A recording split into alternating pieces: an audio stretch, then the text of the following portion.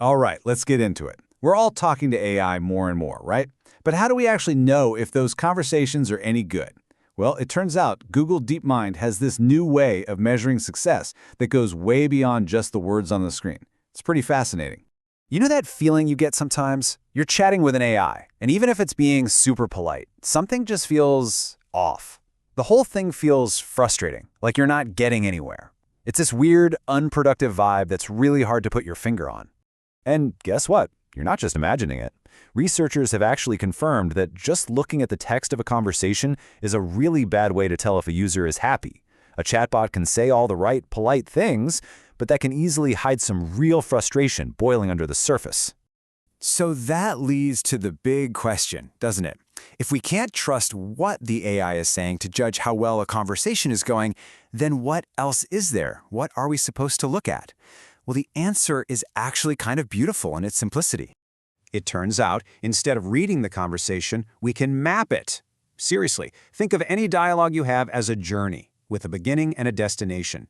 The big idea here is to focus on the path the conversation takes, not just the words you say along the way. And this is the core concept. They call it conversational geometry. It's this idea that every turn in a conversation, everything you say, everything the AI says, is a point in what's called a semantic space.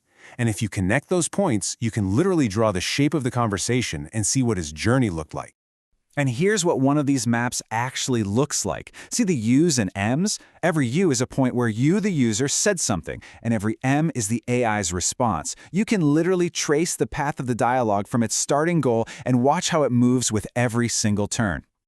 Okay, so once we have this map, we can start to measure things. The first one is goal drift. This is pretty much what it sounds like. How far did the conversation wander away from what you originally wanted to talk about? It's basically the conversational version of getting completely lost on a road trip. Then you've got volatility. Think of this like the quality of the road on that trip. A conversation with high volatility is a really bumpy ride. It's got erratic turns, confusing moments, all signs that the whole thing is starting to fall apart. And finally, there's semantic shift. This one measures the distance between each turn. A smooth, good conversation has small, logical shifts from one point to the next. But a huge shift, that means the AI just suddenly jumped to a totally random topic, which, as you know, can be incredibly jarring. So, this whole idea of mapping conversations is really cool, but does it actually work? Can this method, which the researchers call trace, really tell us if a user is satisfied better than just, reading the words? Let's take a look at the data. Okay, this is what I find so wild. Look at these numbers. If you have a powerful AI, an LLM, just read the text. It can predict which conversation a user preferred about 70% of the time. That's pretty good. But look at the map-only method, trace. It doesn't read a single word, just looks at the shape, and it performs almost as well. That's incredible. But here's the kicker. When you combine the two, when you have a system that understands both what was said and the shape of how it was said, the accuracy shoots up to over 80%. This is proof that the journey, the shape of the conversation, holds this whole other layer of meaning that just reading the text completely misses. And this is where it gets even more interesting, because these maps don't just tell us about AI, they actually reveal some really profound things about our own psychology, about what we humans really want out of a good conversation. So the first big psychological insight is something they've called the broken promise effect. And it all comes down to this: how a conversation starts creates a really powerful expectation for the whole rest of the journey. This chart shows it so clearly. Just look at that deep blue valley on the left. That's where user satisfaction completely tanks. And what's happening there? It's when a conversation has a great, promising start, but then descends into chaos. We hate that. But now look at that peak on the other side. We actually find it more satisfying when an AI messes up at the beginning, but then recovers. We love a comeback story. We reward that positive arc.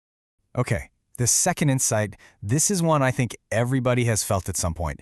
It's that feeling of mismatched effort. This chart shows it all. The deep blue area is the real danger zone.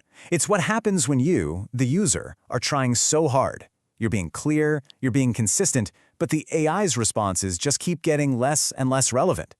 That feeling, that you're putting in all the work and the AI just isn't listening, that is the single biggest reason people get fed up and walk away. So, after all this, why is this new kind of conversational map such a big deal? Well, it's because it could completely change how we build AIs, turning them from just simple tools into something more like genuine collaborators.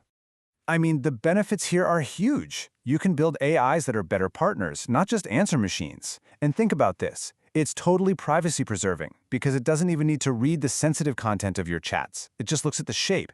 It also means an AI can learn that the shape of a brainstorming session should be messy and wide-ranging, while the shape of a tech support chat should be direct and focused. It's a game changer.